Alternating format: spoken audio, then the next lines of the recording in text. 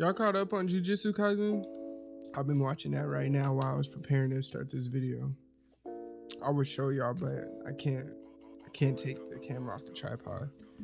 Let's pause it. Y'all here right now? Let's talk about the Mavericks. The Mavs, most dangerous sleeper in the league. Let's talk about it. Let's talk about it. Let's talk about it. Where's my croc? Get back on my foot.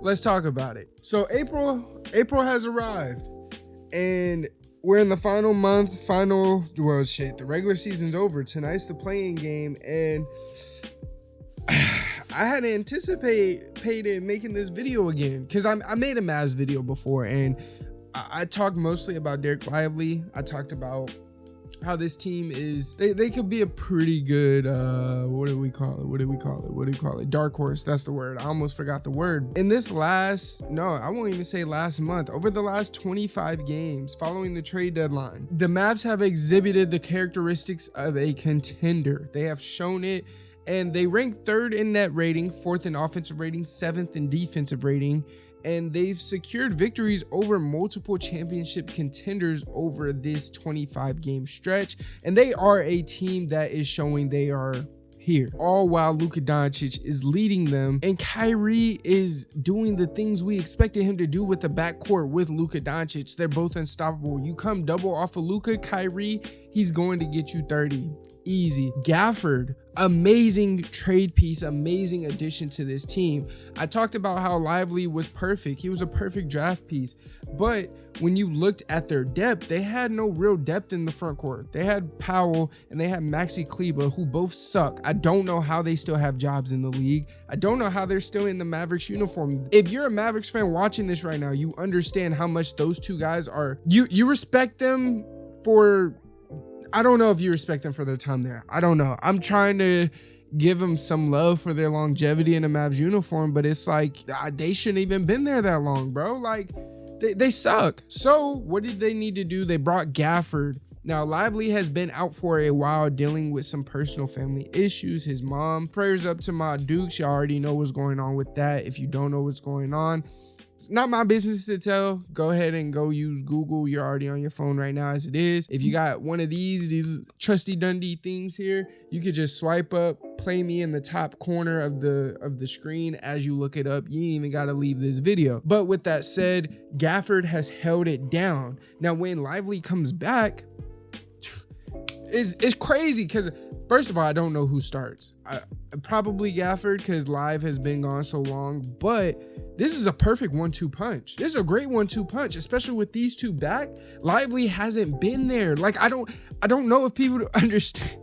I don't know if you understand. Lively hasn't been there. Like, and Gafford he's better than Lively, of course, because Lively is a rookie. But the point of the matter is they traded for a guy at the trade deadline, got better. All the while, the guy that has, I don't want to say held it down, but they're promising future, he hasn't been there, bro. Like, this Mavs team is nice. They're nice. League-wide, this team is one of the scariest teams on paper. Now, there are some holes. Do not get me wrong. I already named 2 of them. THJ, probably another one. In the place of those holes, there's other guys that I'm gonna show some love to later on in this video. We're gonna get there, but before we even continue and really dive. Have you ever had a dream that you had I don't even know what I was saying. Before we deep dive into this video, like, comment, and subscribe if you're new. If you're not new, welcome back to the channel. We're ramping up, bro. It's like I tore my ACL back in October, November. I'm ramping up, bro. I'm ramping up. We back. Fuck it. Now, this video wouldn't be right if we didn't start this motherfucker off talking about Luka Magic, the best white boy in the NBA. I don't care if you like Jokic.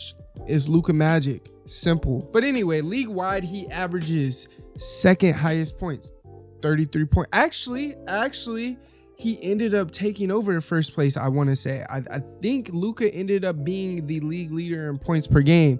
3rd highest in assists with 10 assists a game, 10 rebounds a game. Luka was getting a triple-double damn near every game for like 3-4 months straight. I was betting the triple-double on him. I was making bread. If you was making bread, you already know what time it is. Luka Magic has been the guy for this team. Now with Kyrie coupled with him, You can't double off of Luka because Kyrie will go crazy. He'll get busy. I mean, you're going to double Luka anyway. Like, it's going to happen. I'm not saying they're not going to do it. I'm just saying, like, what the counter is. And this team has counters on counters on counters on counters. And that's the theme and the reason why they're one of the scariest teams to boot in the Western Conference. Now, hot streaks in March can deceive those forecasting postseason success. And as remarkable as Luka has been, championship contention remains a distant goal at the moment. And if he's merely supported by solid role players who may not shine as brightly in playoff scenarios against well-prepared defenses, this is going to be tough. However, Luka has Kyrie, the most brilliant sidekick and significant variable who now stands as the most impressive teammate Luka has ever had, even with Brunson being one of his teammates.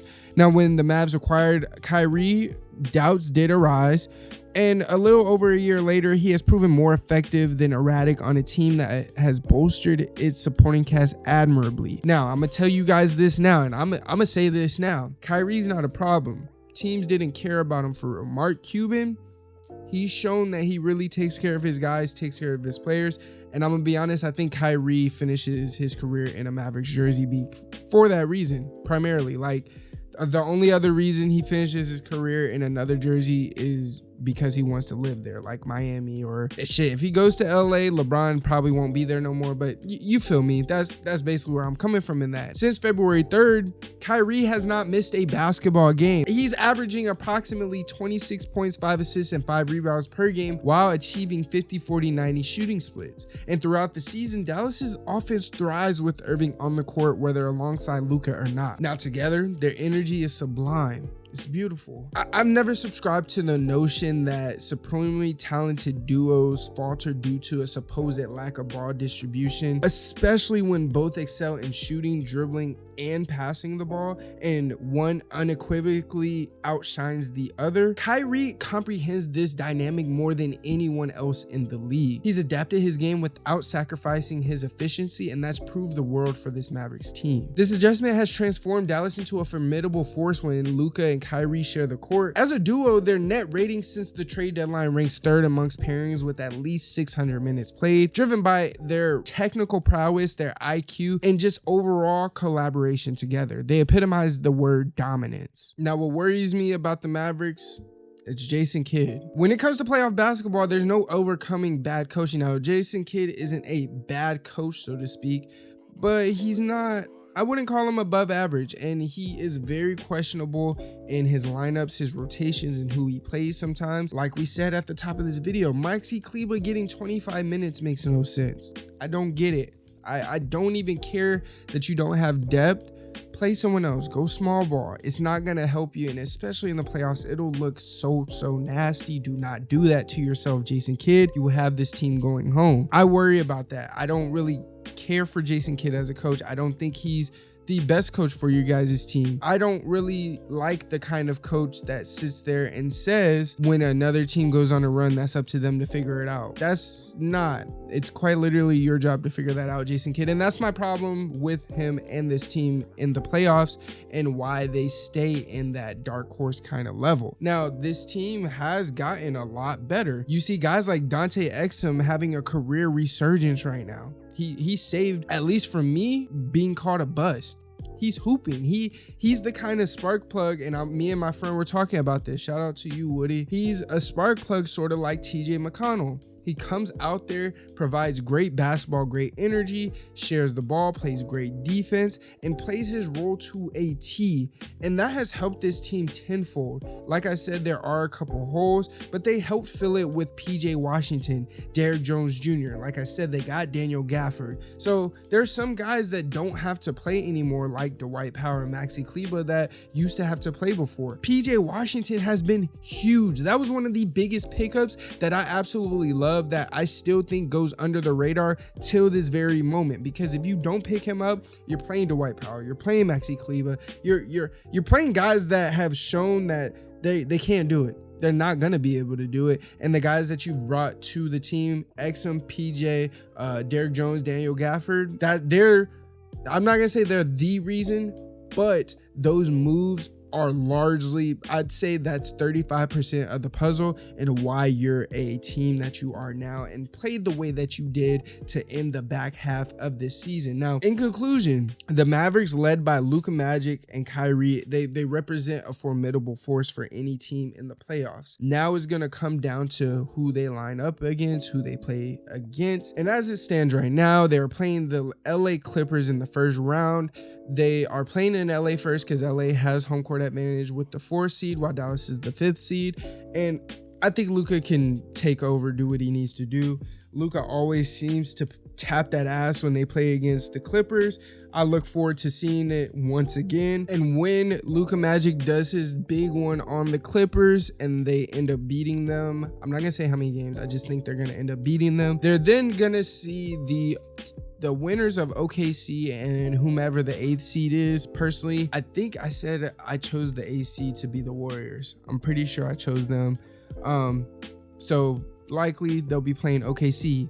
If the Mavericks play OKC, I think they'll be able to come out of that with the win as well. If they play the Warriors, they could come out with the win as well, go to the Western Conference Finals, likely see the Nuggets. And I'm gonna be honest, the Mavericks might be the one team with the best shot to beat the Nuggets, other than maybe the Timberwolves. But besides the Timberwolves, I think the Mavericks might be one of those teams that matches up very, very well with the Denver Nuggets. Now, it'll be tough to see them in the conference finals because at that point, the Denver Nuggets, they got a groove. They're at that point where it's put up or shut up, time to get a ring, let's get this money. And that'll be kind of tough for the Mavericks. I'd rather see Denver in the second round. But with that said, they are a team that can easily make it to the Western Conference Finals.